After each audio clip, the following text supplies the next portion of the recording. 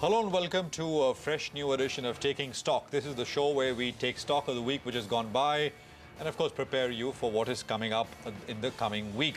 I am Prashant Nair. With me, as always, is my colleague Surabhi Upadhyay. Hi, Surabhi. Hi, Prashant. Well, I guess it's been an interesting week and one which saw a nice duel between the Bulls and the Bears because we had Monday and Tuesday where it seemed as if suddenly there was a big crack coming through the market, and then we had the recovery on Thursday and Friday. So let's quickly rewind back and see the kind of numbers that we are sitting in the midst of. Now, the net impact of this week is that we are still down about 0.8% on the Nifty. The consolidation has ended with a negative bias. There's no taking away from that. A couple of points and themes really stand out. This week was the first time after a long time that we saw some profit taking on the consumption space, and that's one important theme that stood out. So stocks like HUL down about 8% for the week. The consumption index, the FMCG index itself, is down about 4.5% to 5%. So that was one important theme. The next important theme for the week was the underperformance in banking. Now that's getting more and more stark. And that's a worry point if you are a bull in the market, because you've seen a 2% decline on the Nifty Bank and a much deeper cut on the PSU banking index. So the Nifty PSU Bank is down about 5%. So that long trade that's been building on some of the PSU names, including an SBI, that seems to be coming under question. The other big talking point from a stock and a market point of view was the debate that surrounded Zee Entertainment. For me, that was a stock that really stood out.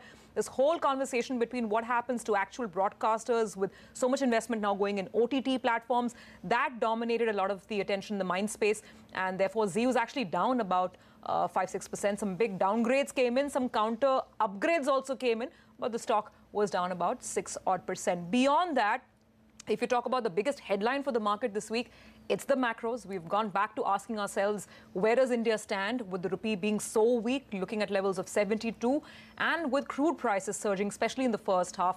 That really was what was driving the market's momentum. And Prashant, I guess towards the end of the week, there was some respite, but I suppose crude and rupee continue to be big driving points? Currencies, essentially, and rupee here in India, Surabhi. Absolutely. So the two big questions for the coming week, and both are at this stage unanswerable. I mean, of course, we can make guesses as to what happens, but the two questions. The first is the panic in emerging market forex really behind us? You know, the rupee weakening is, of course, related to India, but as we've been pointing out, is also the dollar strength. So if dollar continues to be strong, emerging market currencies, especially not so much G10, but emerging market currencies will continue to be under pressure, and rupee is a part of it, as a current account deficit country as well. So that's point number one. Second, will we see, you know, a leg up in the trade war and the, not rhetoric, but actually actions between US and China? Thursday, I mean, the week gone by, Thursday was essentially the deadline for public comments on $200 billion worth of imports, Chinese imports, and whether there should be not a 10% but a 25% tariff which has to be imposed. And you know, the financial press in the US is speculating that action actually might be very imminent. So you know, maybe when we come back on Monday morning, we already have those tariffs. Who knows, right? So 25% tariff on $200 billion worth of Chinese imports. Well, one wonders how markets will react to that kind of a sort of trade headline. Not positively, even though it's expected, but when it hits the screen, the impact is always there. Now let's move on to just some indicators that we always look at. First is dollar.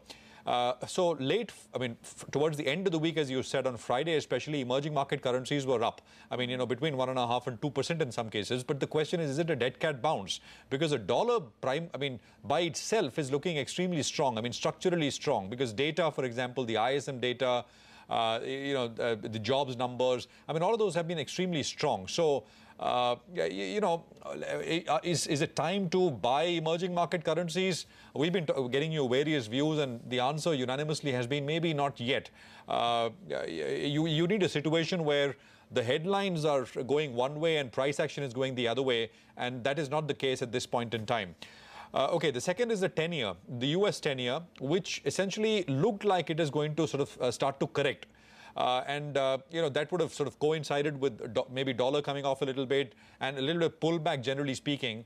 But that hasn't happened. The yield basically has refused to sell off, and it looks set for newer highs. I mean, what we saw over the last many weeks basically seems like a base building kind of an exercise. And this is important. Again, we've got commentary from various people out there Fed members, etc., saying that it's essentially not a dovish Fed. It's not a hawkish Fed as well, but you needed some comfort on the yields, which doesn't seem like it is coming at this point in time.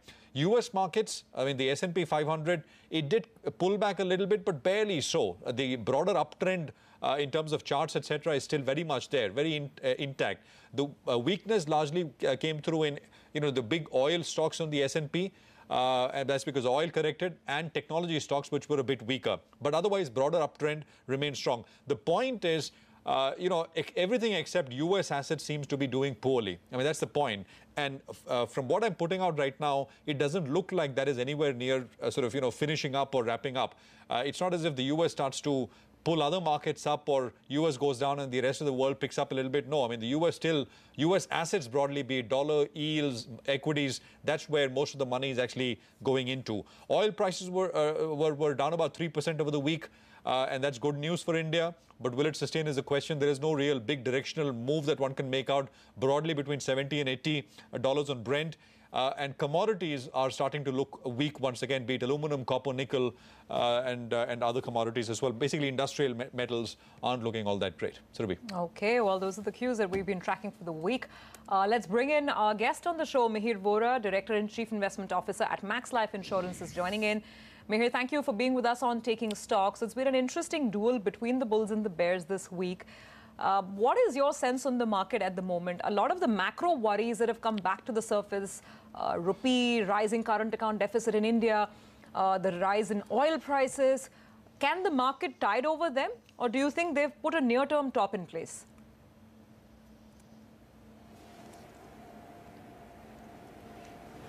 Hi. Yeah, it looks like a bit of a sticky wicket here for some time. As you mentioned, we have the currency, oil, bond yields all going in the wrong direction. Though the good thing is that we haven't really seen any major outflows from FIIs in the cash markets. So probably a lot of the action that we are seeing is driven more on the F&O side, both by the HNIs as well as by FIIs unwinding a lot of index positions, etc. So my guess is that the volatility that you've seen hasn't really been backed by actual selling. So probably if things were to stabilize, then we can see the markets also stabilize in the next week. And what happens if we get 25% tariffs on some $200 billion of Chinese imports into the US, Mihir? How do markets react to that?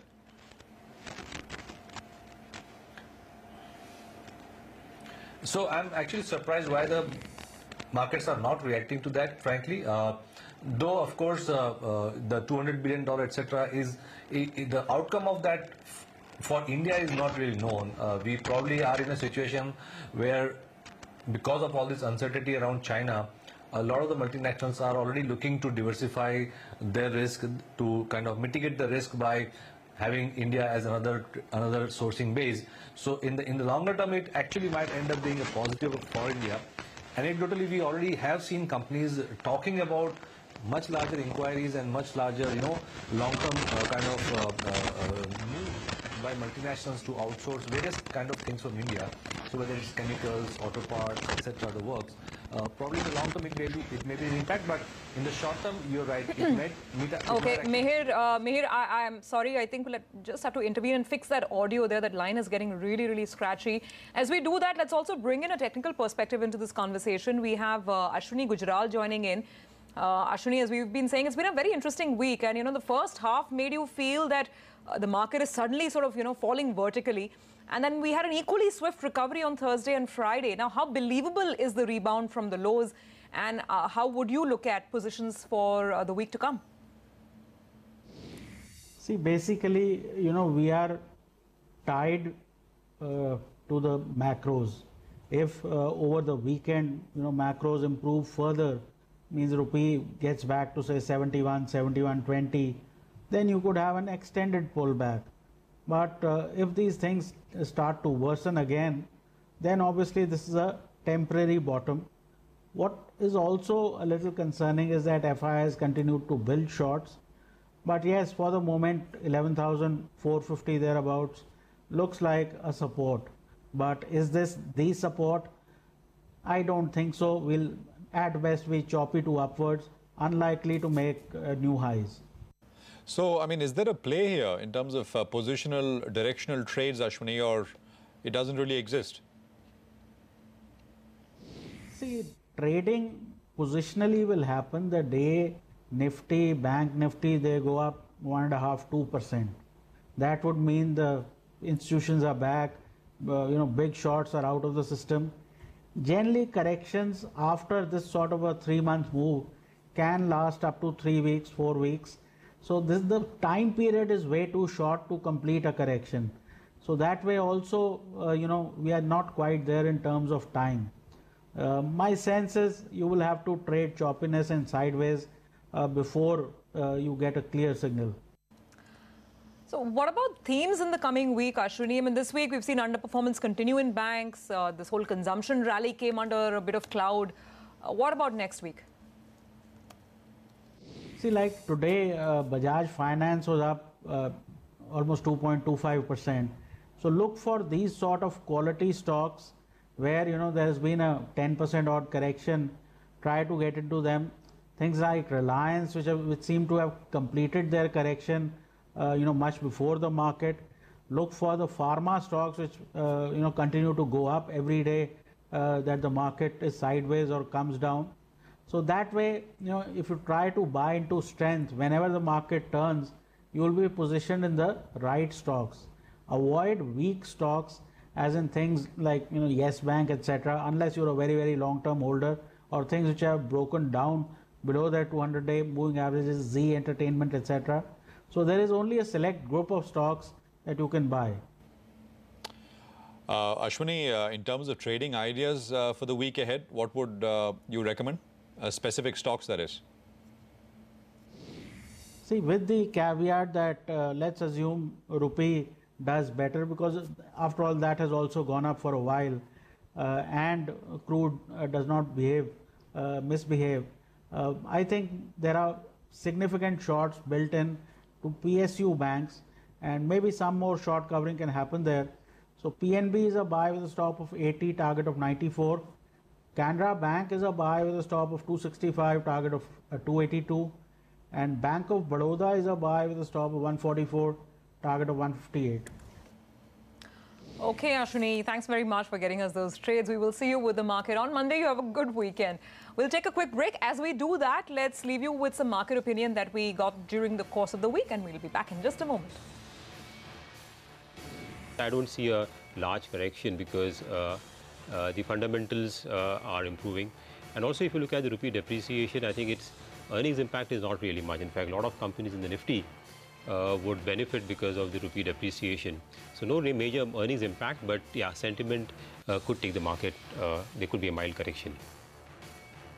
For this emerging market contagion to really take the next leg down, something has to happen in China is my point. Otherwise, I think that with the dollar stabilizing, we can come out of the woods, and this may, in fact, represent a great buying opportunity in some of these markets, because some of these markets are really beaten down. The last time you had such a massive divergence and the US markets so dominated the global financial landscape was in the late 1990s, which set up then the great decade for emerging markets subsequently. So I do think that we're coming pretty close to a point where this is going to turn out to be a once-in-a-lifetime buying opportunity for some of these emerging markets, rather than the despair we have today.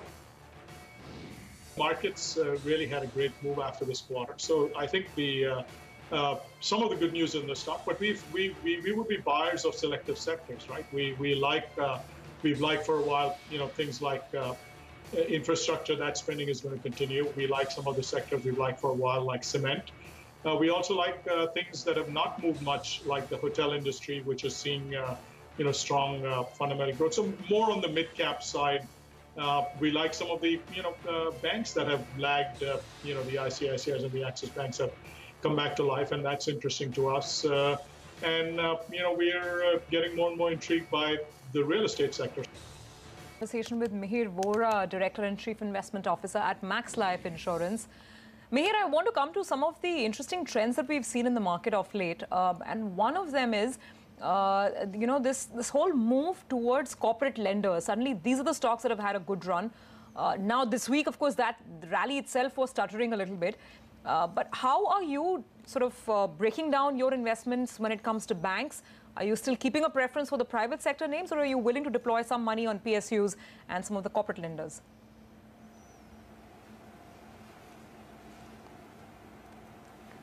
Hi.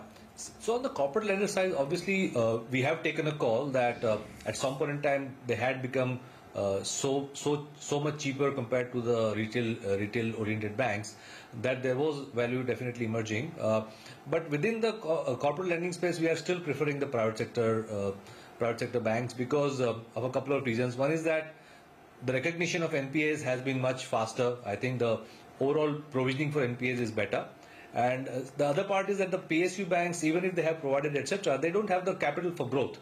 So if you look at the overall picture, we have shifted from retail private banks, retail-oriented private banks, to the more corporate banks. And in a couple of the banks, you also have the potential excitement of a change in leadership and probably some new faces, more exciting faces coming up, which again might lead to some kind of a bit of a buzz there.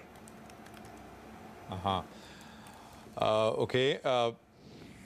So the other two areas where the move is on, and actually more than IT, it is pharma, where once again this week we saw very large gains. Is there more to go here, Mihir? And what is really driving this latest leg up in these stocks? Is it realization that the currency is going to be in this new range, could be between 70 and 72, or is this operational improvement and some of the regulatory headwinds going away?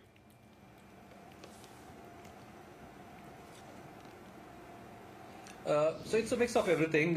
Currency, of course, has been the last leg that we've seen in the last 10 days. But given the fact that these regulatory issues have been around for at least 3 to 4 years, it was time that the companies which had started the corrective measures in the last 3-4 years would have started to see the benefits, and the FDA approvals, etc., are coming in slowly but surely.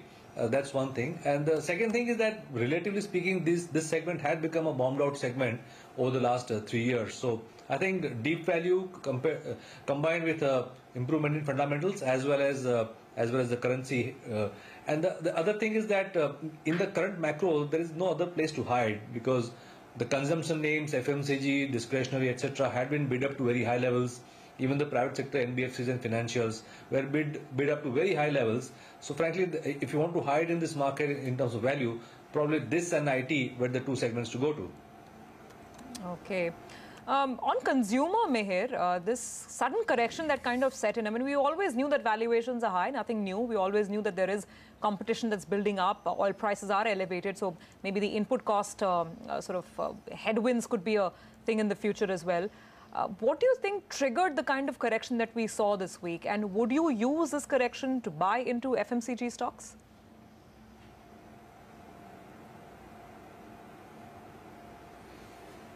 So as you rightly said, valuations were never comfortable to begin with.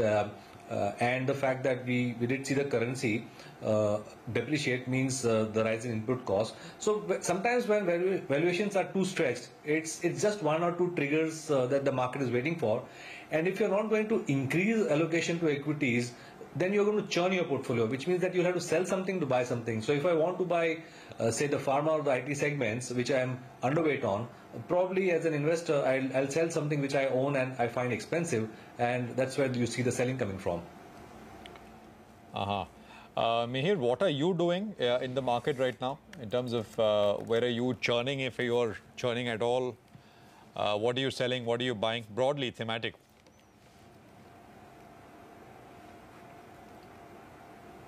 So thematically, as we have discussed, we did find value in the IT segment. So the last few months, our exposure to IT has gone from underweight to overweight. Pharma has gone from underweight to neutral, and we have reduced exposure to the retail-oriented financials, both NBFC as well as banks. and moved to the corporate banks. So I guess now these look like obvious trades, but I think we are in a bit early in this. Okay. Mihir, what is the sense on the auto space? Because again, interesting trends seen this week. A laggard like Tata Motors was finding buyers, and towards the end of the week, we had a lot of the two-wheeler stocks that were flying away. Now, on two-wheelers specifically, how do you look at some of these names? And ahead of the election season, is this a bit of a positioning that perhaps is now building in?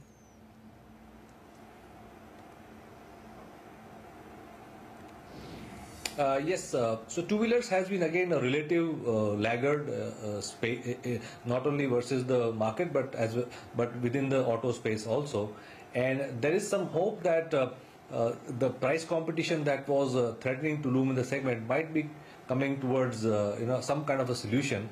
There was some indication that one of the players hiked prices of some of the models of two-wheelers, so that probably created some kind of value buying in the two-wheelers segment. Okay, Mihir, if you look out 6 months from now, where do you think the market will be higher or market will be lower? What's your sense at an aggregate level?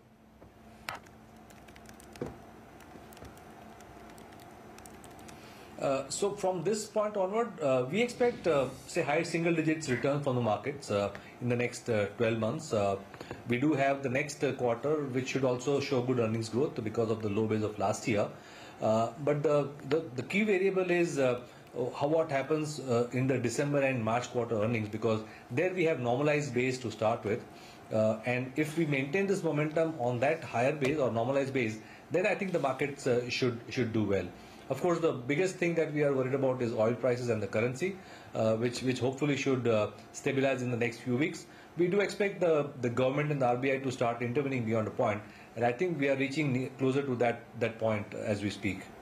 Just to go back to the last sort of election, general election, approximately this is the time, August, September is the time when stocks started to run, right? I mean, and by the same time, essentially August, September 2013, and by August, September 2014 or beginning of 15, stocks were, 5x, 6x, and some of them big outperformers. Of course, the starting point was extremely depressed kind of levels.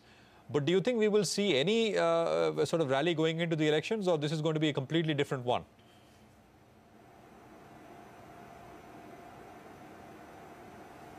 So typically you do see a rally in the run-up to the elections, but elections are still about 9-10 months away.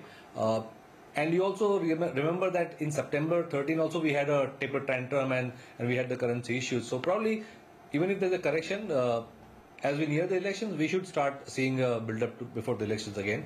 Now, whether it starts after a bit of a correction from this point in time, we don't know. Okay, we will find out as the weeks and months go on, because that will be the market's biggest preoccupation as we get to the end of the year. Thank you, Mihir, very much for joining us on the show today. Good talking to you.